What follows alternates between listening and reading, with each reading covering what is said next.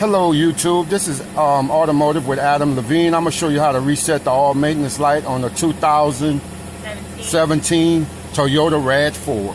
Alright, you first want to have the car off, then you hit the start button twice to where you light up the dashboard. Now you will be using these buttons right here.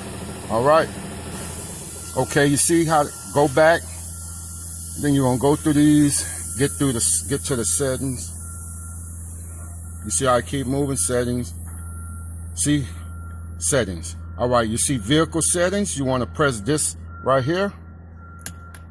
Then you see schedule maintenance. Press enter. Reset data. You go up with the arrow.